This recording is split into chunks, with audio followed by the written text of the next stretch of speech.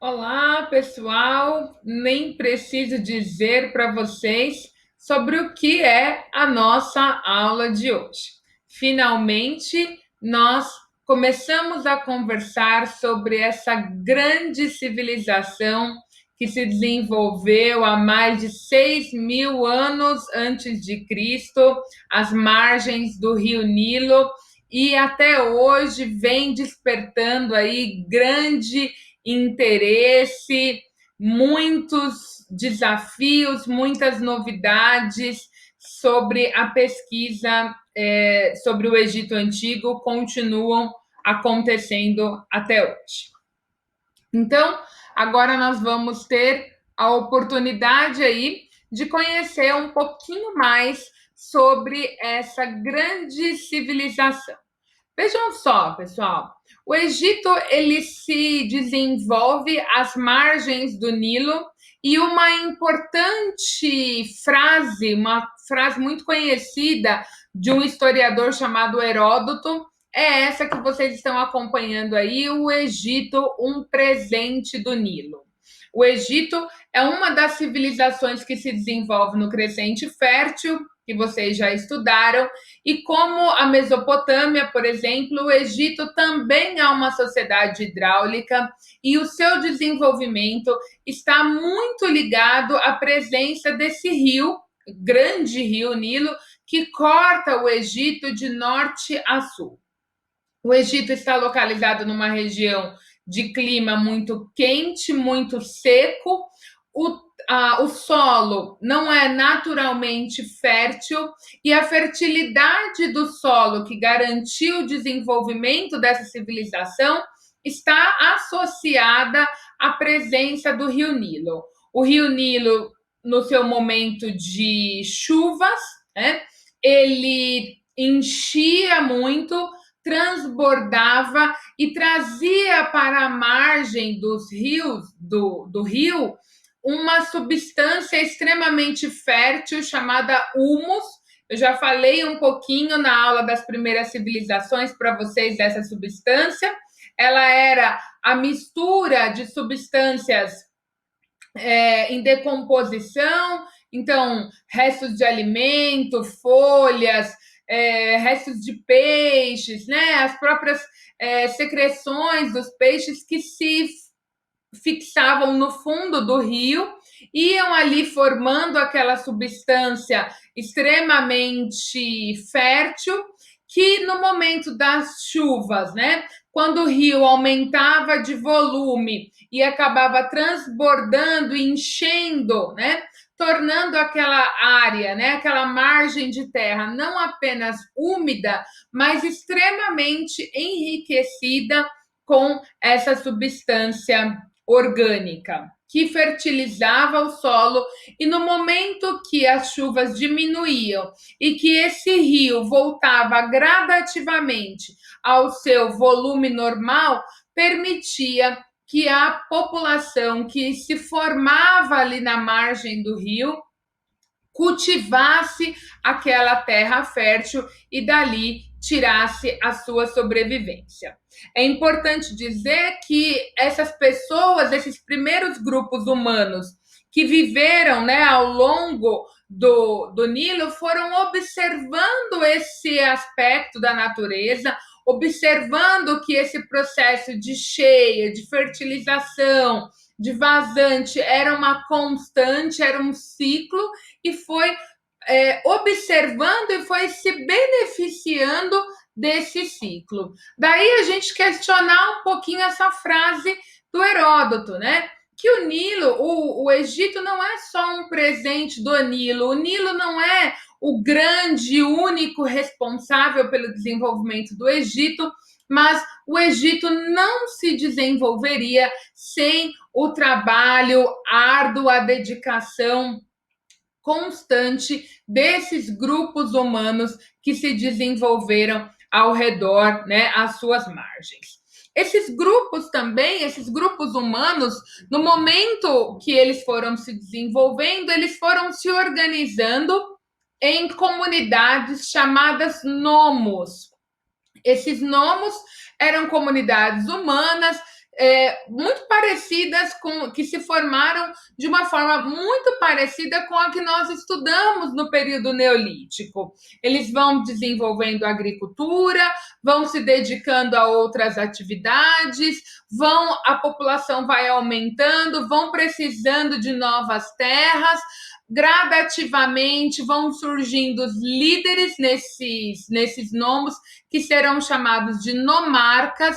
Com esses líderes se estabelece uma hierarquia social, uma divisão social entre os grupos, e essas populações gradativamente vão se organizando cada vez mais, formando pequenas comunidades humanas, umas mais, outras menos organizadas, tá? A união desses nomos a longo prazo vai dar origem a dois reinos. Diferente de algumas civilizações do Crescente Fértil, o Egito, esses nomos vão se organizar e vão dar origem a estados unificados e depois a um estado unificado. Então, aqui no alto, nós teremos, aqui no norte, o Baixo Egito, né? Os nomos daqui reunidos sob a denominação de Baixo Egito. E aqui no sul, nós teremos o Alto Egito, se formando da reunião desses nomos, né? A união desses dois nomos, em aproximadamente 3.300, diz a tradição egípcia, que eles vão se unir, vão se unificar em um grande território, e aí sim formando um território diferente, por exemplo, da Mesopotâmia ou da Fenícia, né, que eram divididas em cidades-estados. Diferente disso, o Egito vai formar um grande império, né, com um governante, um rei absoluto, o faraó, né? E a coroa do faraó representa exatamente essa unificação. O vermelho representava o Alto Egito, o branco representava o Baixo Egito, e as duas unidas são o símbolo dessa grande civilização que vai se desenvolver e que a gente conhece como o Egito Antigo, tá bem? Essa unificação vai acontecer, então, a partir de um grande líder, né? Esse grande líder que passa a governar, então, todos os nomos, é o faraó. O faraó, pessoal, inclusive, ele vai ser considerado um deus vivo, a encarnação do divino. Ele é a grande ponte entre a população e os deuses. Nós vamos falar na nossa próxima videoaula, na segunda videoaula sobre o Egito, que os egípcios eram politeístas, ou seja, eles acreditavam em vários deuses. E o faraó, ele é a representação viva de um desses deuses, tá? Ao longo, então, da sua vida, esse faraó passava por inúmeros rituais que o fortaleciam, que o consagravam e que o mantinham, né? Sempre fazendo essa ponte entre a população e o divino, né? A população egípcia era uma população que valorizava muito a religião e que tinha uma preocupação muito grande com a vontade, com a alegria dos deuses. A gente vai falar um pouquinho disso na nossa próxima aula. E por conta disso, o faraó era também um ser adorado, um ser extremamente respeitado e temido, porque ele ali representava a vontade dos deuses. O faraó, ele exercia diferentes funções na sociedade egípcia. Ele tinha esse aspecto divino e, por conta disso, ele tinha uma influência muito grande, uma participação muito ativa nos aspectos religiosos. Ele tinha também o domínio político, né? Era ele quem liderava o Egito, e era ele também quem liderava os aspectos militares, ele era o chefe do exército, né? Isso não significa que todas essas atividades o faraó realizava sozinho, pelo contrário, nós vamos falar em seguida sobre a sociedade egípcia. E a gente percebe na sociedade egípcia que o faraó vai ter uma série de ajudantes, de conselheiros, né? São pessoas para as quais ele vai, de alguma forma, distribuir funções que são atribuídas a ele, ele vai atribuir a essas pessoas que estão aí muito próximas dele.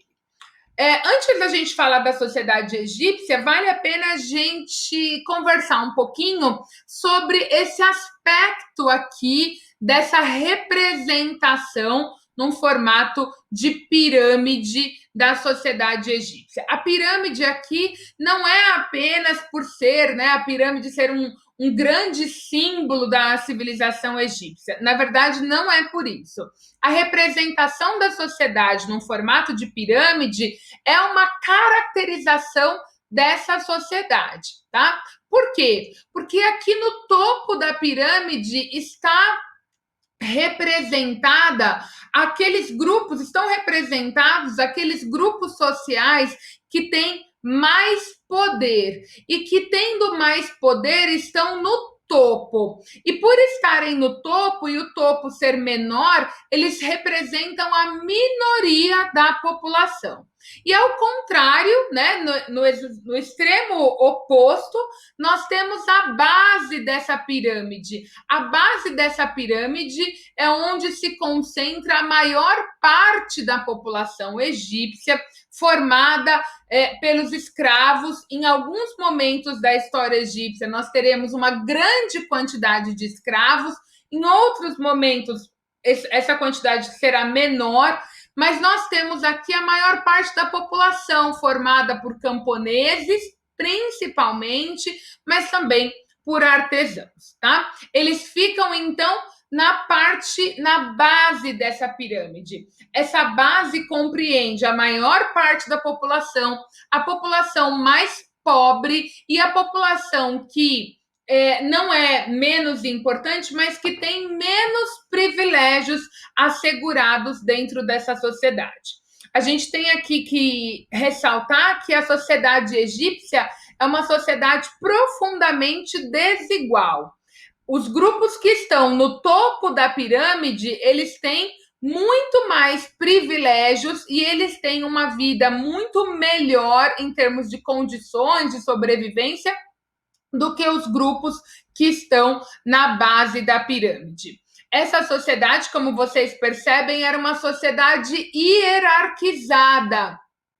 Ou seja, ela era uma sociedade dividida em diferentes grupos sociais, e esses grupos sociais, eles eram reconhecidamente uns grupos mais poderosos que outros. Então você vai ter um nobre que tem muito mais poder dentro da sociedade egípcia do que um camponês, tá? E esses grupos também, eles não têm mobilidade social. Porque a sociedade egípcia, ela está baseada no critério do nascimento. Ou seja, se você nasceu camponês, dificilmente você vai ter uma ascensão social e chegar a um cargo de nobreza ou mesmo a família real, tá bem? Então, isso é o que nós nos referimos quando a gente diz que a sociedade não tem mobilidade, né? Não é como a sociedade atual, que você pode ascender, né? Que você pode melhorar, né? Você pode se desenvolver e ir para uma classe social mais alta, ou então você pode ter uma queda, você pode sofrer um grande problema e cair, né, de classe social. No Egito Antigo, dificilmente isso iria acontecer, porque era uma sociedade baseada no nascimento. Se você nasceu camponês, a probabilidade é que você será camponês por toda a sua vida e os teus filhos também serão camponeses e assim por diante, tá bem? Então, por isso também que a gente utiliza a pirâmide para falar dessa sociedade egípcia. Lá no alto da pirâmide, nós temos o faraó, a sua família, e logo abaixo dele, os nobres e os sacerdotes. Como eu disse para vocês, no Egito Antigo, a religião era algo muito importante. E a gente costuma dizer, inclusive, que esse Estado formava um Estado teocrático. O que significa um Estado teocrático? É um Estado onde as decisões políticas, econômicas, elas estão submetidas, elas obedecem, vamos explicar dessa forma, elas obedecem os preceitos religiosos. Então, religião e política estão intimamente associadas na sociedade egípcia. De maneira que esses nobres, entre esses nobres e esses sacerdotes, estão as pessoas mais importantes, mais privilegiadas dessa sociedade e que são intimamente ligadas ao faraó. Então, dentre os nobres, por exemplo, você vai ter o vizir. O vizir, ele é uma espécie de primeiro-ministro, né, que é responsável por colocar em prática as decisões do faraó, ele é responsável pela justiça, ele é responsável pela arrecadação dos impostos, e se ele não faz isso diretamente, é ele que organiza todos esses trabalhos. Logo a seguir, nós temos os sacerdotes, que estão ali em pé de igualdade com esses nobres. Se a religião é algo tão importante no Egito, e se o faraó é um próprio Deus encarnado, então os sacerdotes serão muito importantes, porque serão eles que serão responsáveis por todos os rituais. Eu disse a vocês que os egípcios acreditavam que era necessário, que eles se preocupavam com a alegria, com o bem-estar, com o bom humor dos deuses. E para isso, era necessário render homenagens, fazer sacrifícios, né? Manter rituais para que esses deuses estivessem sempre satisfeitos, felizes e não descontassem a sua ira no povo egípcio. De maneira que o papel dos sacerdotes, então, era muito importante, porque eles tinham aí a função de realizar esses procedimentos para que os deuses estivessem sempre bem felizes e olhassem com carinho para a população egípcia. Logo depois, nós temos outros funcionários públicos que eram importantes, os soldados e os escribas. Os soldados e os escribas, várias vezes, eles mudaram de posição. Por quê? Porque em momentos que o Egito tinha um faraó que se preocupava mais com a guerra, buscando conquistar outros territórios, esses soldados teriam grande importância nessa sociedade. Em momentos de paz, os escribas é que se destacavam. Aqui vale a gente ressaltar a função desse escriba, pessoal. O escriba é o único na sociedade egípcia que sabe ler e escrever, tá bem? A escrita egípcia, a gente vai falar na próxima aula, a escrita egípcia era uma escrita bastante confusa, bastante difícil, e os escribas eram os únicos que dominavam as diferentes formas de escrita. Essa escrita, como em outros lugares, ela surge principalmente para registrar os impostos, para registrar a produção, e no Egito ela vai adquirir um aspecto religioso muito importante também. Depois, nós temos as comunidades, os grupos sociais intermediários, formados principalmente pelos comerciantes e pelos artesãos. E, por último, nós temos a base da pirâmide social, formada pelos camponeses e pelos escravos. Vale ressaltar que existiram momentos em que a escravidão no Egito foi numa quantidade muito pequena e em outros momentos que esses escravos foram a grande, né, a maior parte da mão de obra do Egito foi formada por esses escravos, tá bem? Os camponeses, pessoal, sempre foram muito importantes na sociedade egípcia. Importantes no sentido da atividade que eles realizavam, não no sentido de terem privilégios.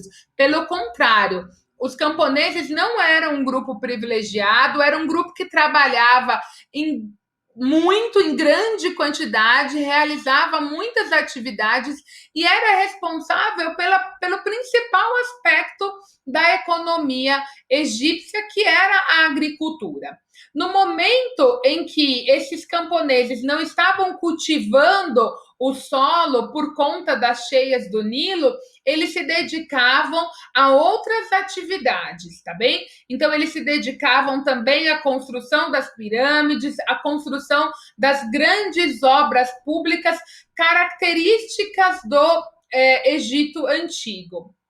Inclusive, a gente costuma sempre dizer, né, quando a gente tem atualmente uma construção muito grande e uma construção que talvez não fosse tão necessária naquele momento. Então, quando a gente tem, por exemplo, numa cidade, a construção lá de um grande, vamos supor, um grande viaduto que não tem tanta necessidade, né? Que se gasta muito dinheiro, se gasta muitos materiais, utiliza-se uma grande mão de obra. A gente costuma dizer que a gente tem ali uma obra faraônica. E por que a gente usa essa expressão? Porque no Egito Antigo, né, era muito comum a construção dessas grandes obras de edifícios muito grandes, suntuosos, que utilizavam muito material, utilizavam uma mão de obra muito extensa, né? E que aconteciam para que os faraós pudessem nunca serem esquecidos, né? Para mostrar de alguma forma como aquele faraó era poderoso, o que ele conseguiu construir, né? Para que ele entrasse para a história por meio das construções realizadas durante o seu reinado, tá bem? Então a gente costuma utilizar essa expressão aí, só um parênteses para a gente entender a relação da expressão faraônica. Enfim, esses camponeses trabalhavam nessa construção, na construção dessas obras, quando eles estavam fora aí da agricultura, tá bem? Os escravos, pessoal, em geral, no Egito, eles eram prisioneiros de guerra, tá bem? A escravidão antiga é completamente diferente da escravidão que a gente está acostumado a falar quando a gente fala da escravidão aqui no Brasil. Né? Esse escravo, ele podia, inclusive, conquistar a sua liberdade, comprar a sua liberdade e comprar a liberdade dos seus filhos e da sua família, tá? Em geral, ele se tornava escravo porque ele vinha de um povo que havia sido dominado em algum momento, em geral por meio da guerra, pelos egípcios. Um exemplo que é bastante conhecido para a gente são os hebreus, né? Os hebreus, que é o povo da Bíblia, né? É o povo que dá origem aos judeus. Esses hebreus, eles migraram para o Egito num período de paz e viveram, né, em paz com o Egito, no Egito, por algum tempo. E quando um faraó ascendeu ao trono, escravizou aquela população, né, que vivia já entre eles. E eles foram escravos por muito tempo, né, e aí serão libertados pela ação de Moisés, que vai conduzi-los novamente à terra prometida. Tá bem? Pessoal, eu espero que vocês tenham gostado dessa videoaula. Quem gostou, deixa o like aí, compartilha o vídeo, se inscreve no nosso canal para que a gente possa fazer novos materiais que ajudem vocês aí nos diversos conteúdos aí dessa história. Certo, pessoal? E a gente volta na segunda parte da aula. Beijo da Pro!